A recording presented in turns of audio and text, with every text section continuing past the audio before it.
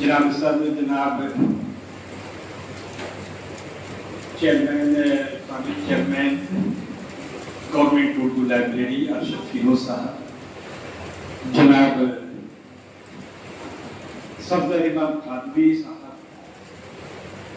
جناب اکبر اللہ جمشید صاحب، کلیم اللہ دوست ملی کلیم صاحب، بیت اللہ چھپروی صاحب، فخر الدین عارفی صاحب، علوی صاحب اور طلعت پروین صاحبہ، تمام شورائے کرام، شمع ناسمین، شعبان صاحب اور تمام شائقین علم و ادب، I extend my heartiest congratulations to Baitullah Chhapravi Sahab, Baitullah Bait Chhapravi Sahab. I get to know that there is a person in our society who has knowledge of English, Hindi, Urdu and other languages. He is a poet, he is a writer, he is a short story writer, he is an article writer. ان کے poem کو ہم نے پڑھا اور یہ سمجھ میں بات آئی، جیسا کہ فخر الدین عارفی صاحب نے کہا کہ he is a poet of nature. یہ زمین، یہ آسمان، یہ آبشار، یہ کوثر، یہ ندیاں، یہ جھرنے، یہ انسان، یہ باپ، یہ ماں، اور ان پر انہوں نے قلم اٹھائی. ایک پوئم نے ان کے غور سے دیکھنے کی کوشش کی، تھوڑا سمجھنے کی کوشش کی. Stages of life, stages of life. تو وہاں کو لگا کہ یہ ولیم ورڈز سے یہ متاثر ہیں. وہ جو ان کی مشہور ایک پوئم ہے the rainbow, my heart leaps with joy یا آئی بیہولڈ،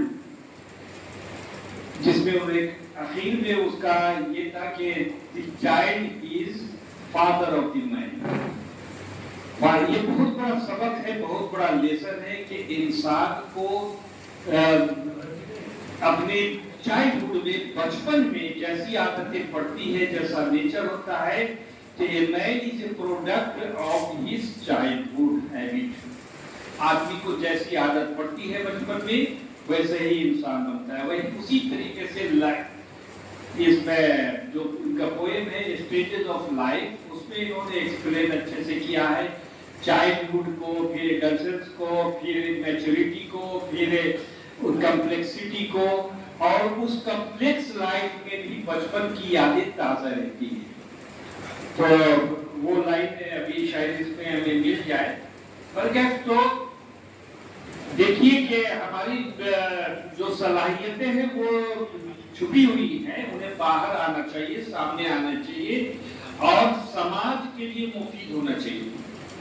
یہاں سماج کے لیے مفید، جہاں یا اسٹیج پر تشریف فرما تمام شخصیتیں اور آپ تمام علمی شخصیتیں یقیناً سماج کے لیے، آنے والی نسلوں کے لیے بہت مفید ہے، بہت معتبر ہیں. اور